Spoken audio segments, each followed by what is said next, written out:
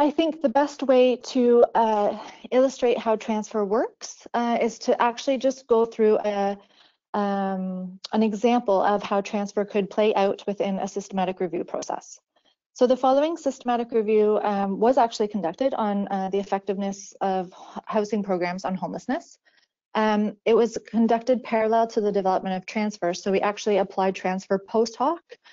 And so this is essentially, this presentation is what we would have done if we had transfer before we conducted the review. As you can see, this is quite a social public health intervention. We haven't applied transfer thus far to more medical or very health care related interventions. So stage one is to define the need. In some cases, that might be that the review authors come up with a review topic on their own, or they might be asked by decision makers to come up with a review topic. In this case, it's what is the effect of housing programs on homelessness? And the people who came up with this question was the Norwegian State Housing Bank. So a first step, actually before even stage two, is you want to identify your stakeholders. And this is very, very important because your stakeholders will influence the kind of information that you come up with. So ideally, you would want to have a wide range of stakeholders representing different types of groups who would use the findings from the review.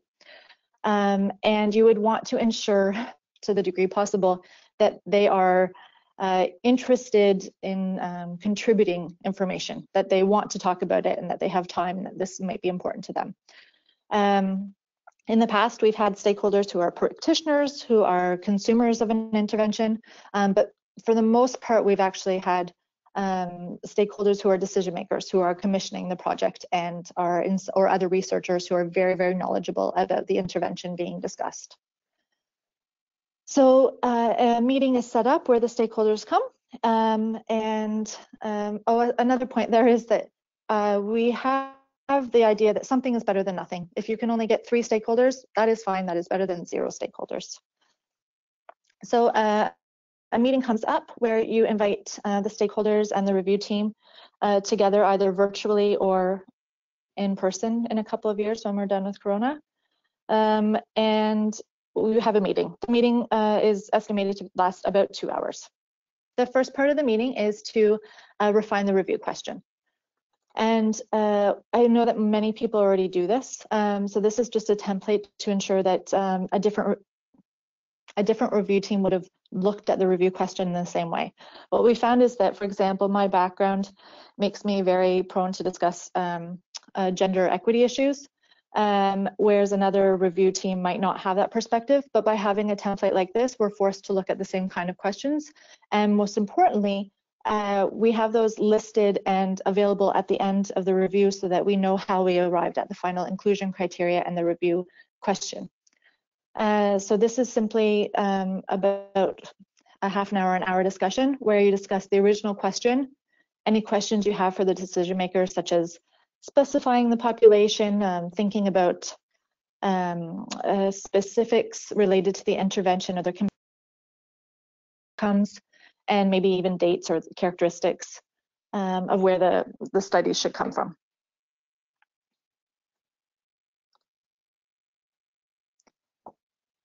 So in this particular example, the review question was refined to be, what is the effect of housing programs on homelessness and housing stability? But the commissioners decided that a very important question was actually, how will the review findings transfer to the Norwegian context?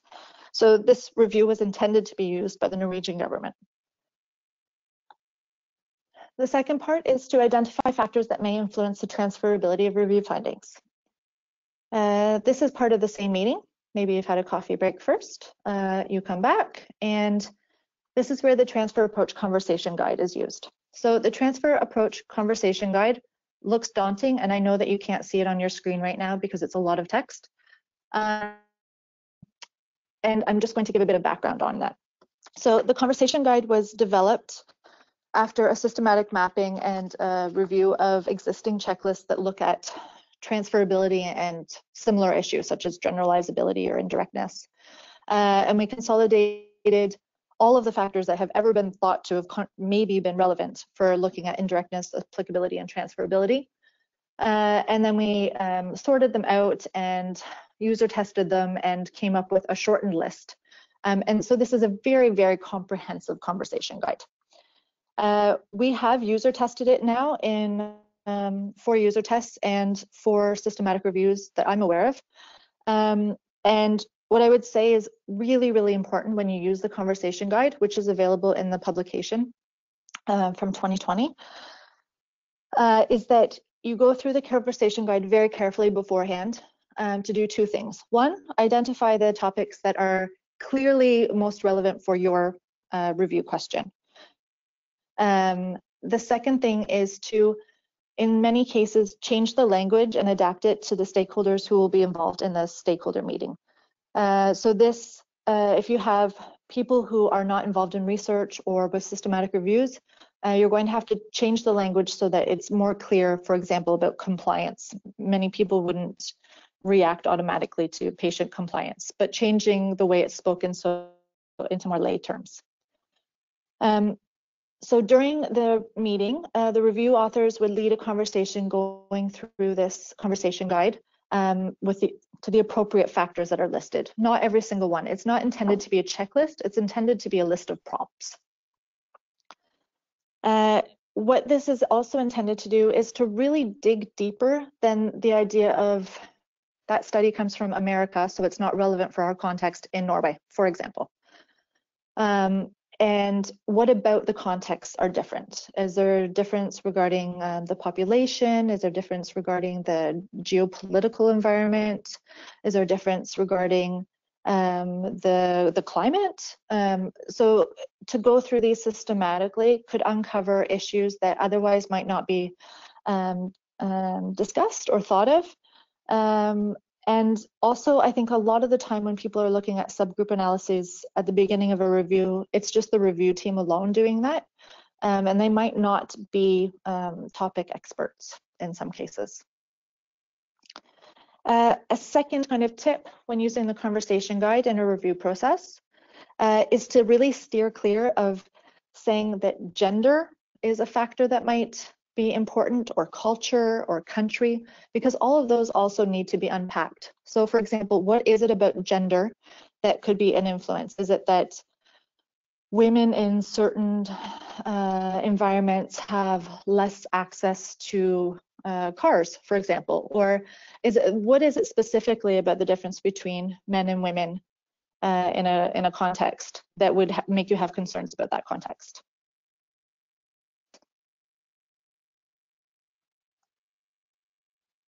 So in this case, it's a brainstorming and nothing is wrong. You just come up with a lot of ideas. In this case, we talked about the population, the intervention, how is implemented, the environment, and comparison of interventions. And this is all regarding homelessness again.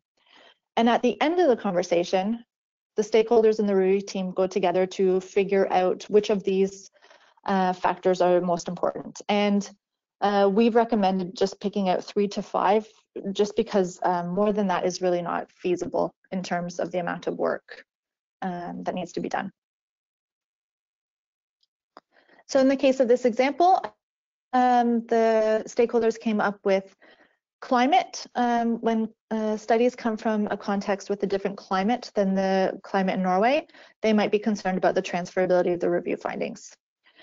Length of hopelessness. So if studies contributing data came from contexts where participants were homeless for longer or shorter periods of time than they tend to be in Norway, then we might be concerned about the transferability of review findings.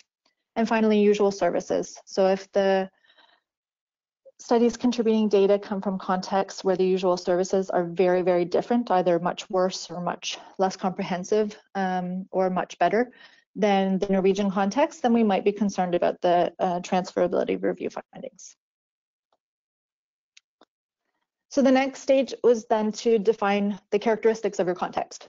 So if you remember, in this particular review, we'd have 2 contexts. One is the global, which is very common in a review, of course, which varies. You can have length of homelessness varies on a global context. Quality of usual services varies in a global context, and so does the climate. So although it might seem silly to do this for a global context, there are decision makers who will be using a review for their own context later. And this is helpful when flagging to them why they may have concerns about using the findings from this review in their own context. And you've done the pre-work for them of identifying and doing, perhaps, as we'll discuss later, a subgroup analysis. For Norway, and this is based on a very small amount of research, we know that when you're first homeless in Norway, you're homeless for longer periods of time. We have very high quality and comprehensive usual services for all citizens of Norway. As I can look at the window right now and see, it's usually cold here, even in the summer.